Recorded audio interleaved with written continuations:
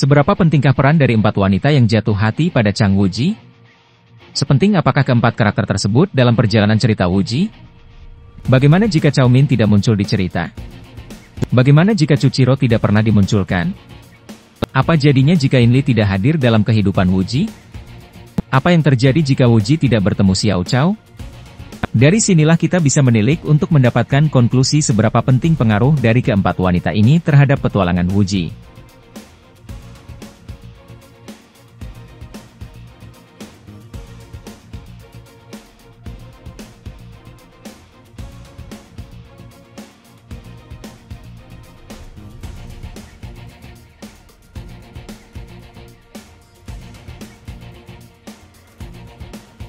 Cobalah teman-teman mengingat-ingat saat pertama kali mengikuti kisah Wuji. Apakah kalian ada menyangka Cao Min akan muncul di pertengahan cerita? Ya, saat pertama kali membaca novel, kita tidak tahu bahwa akan ada karakter bernama Cao Min yang akan nantinya bersama Wuji. Lalu apakah sebelum Cao Min muncul, cerita dari Pedang Langit dan Golok Naga itu tidak seru, atau tidak menarik?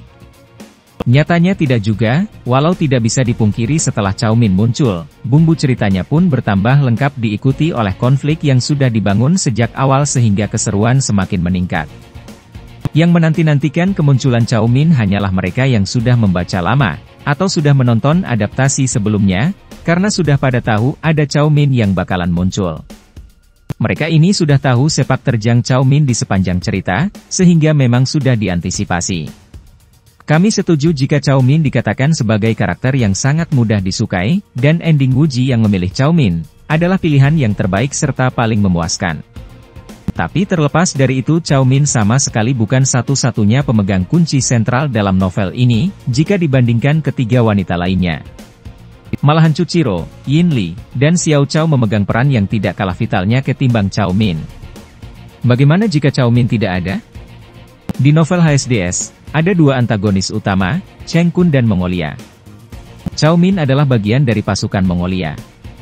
Jika Cao Min tidak ada, konflik 6 sekte di puncak terang tetap akan terjadi melalui hasutan Cheng Kun. Cheng Kun tetap akan bekerja sama dengan Mongolia, terlepas ada atau tidak adanya Cao Min. Jika Cao Min tidak ada, Yuan tetap akan mengadu domba dan menggiring penyerangan ke Wudang, baik itu melalui Wang Bao-Bao, maupun langsung dikomandoi oleh Chagan Temur.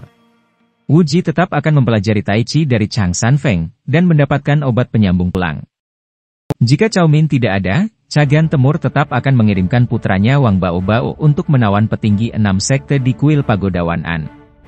Terlepas apakah siasat Wang Bao-Bao berhasil atau tidak, tak akan mempengaruhi plot yang berjalan. Jika Cao Min tidak ada, Wuji tidak akan membuat 3 janji.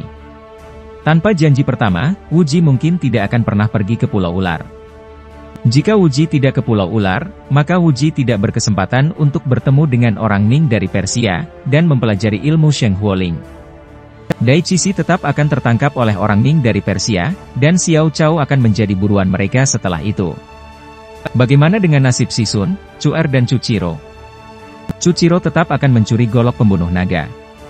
Jika anggapannya Chiro mencelakai Sisun dan Yinli, maka disinilah peran vital Cao Min yang bisa dibilang secara tidak langsung mencegah Sisun terbunuh, dan berkontribusi terhadap Wuji untuk mempelajari Sheng Huoling, karena Cao Min juga adalah orang pertama yang menyadari adanya tulisan pada senjata Sheng Huoling yang tercetak di pipi salah satu raja pelindung orang Ming Persia. Tanpa janji kedua, tidak ada orang yang akan menghentikan pernikahan Wuji tanpa mempedulikan siapa yang Wuji nikahi nantinya. Jika Cao Min tidak ada, Ming tetap akan melakukan pemberontakan terhadap Mongolia. Jika Cao Min tidak ada, Mongolia tetap akan berusaha untuk memberantas Ming. Jika Cao Min tidak ada, dinasti Yuan tetap akan diruntuhkan. Nah sekarang, bagaimana jika Yinli yang tidak ada? Peran Yinli bisa dibilang adalah yang paling kecil dibandingkan ketiga wanita lainnya, tapi pengaruh yang diberikan cukuplah besar.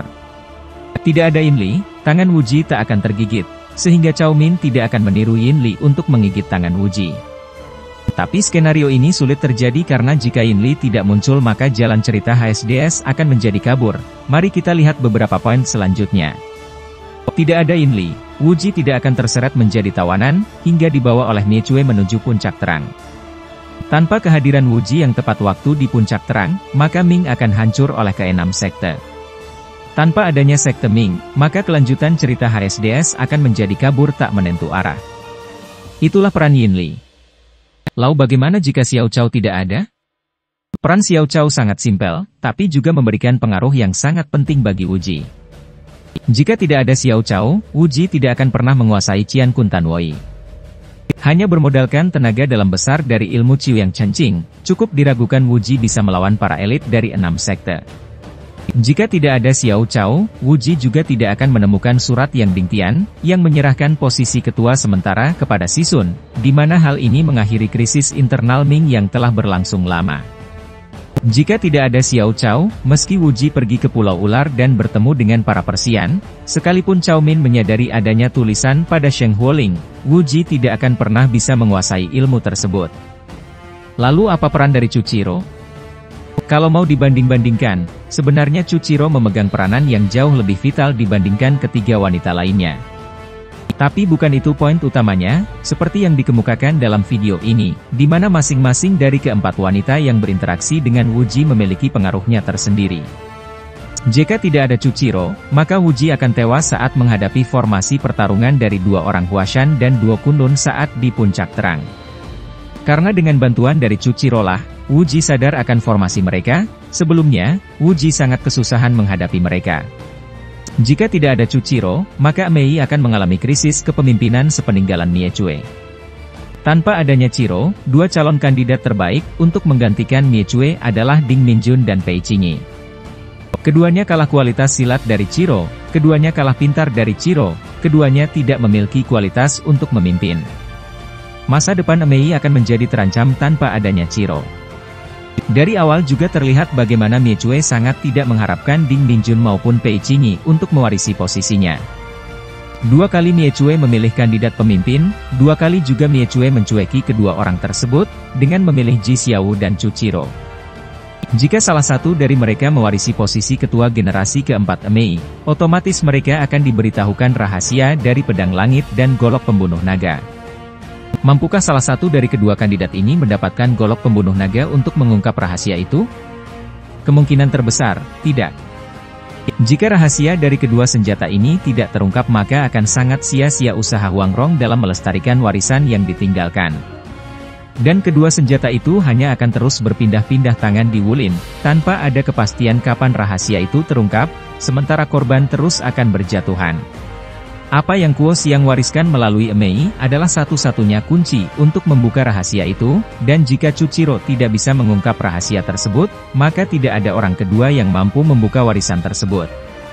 Tanpa adanya salah satu dari Cao Min, Chu Qiro, Xiao Cao, maupun Yin Li, Wu Ji tetap akan menjadi seorang tukang pemberi harapan palsu yang selalu galau dengan perasaan hatinya.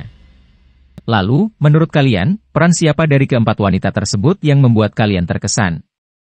Tulis di kolom komentar, dan kira-kira, siapa lagi yang akan kita bahas di video selanjutnya?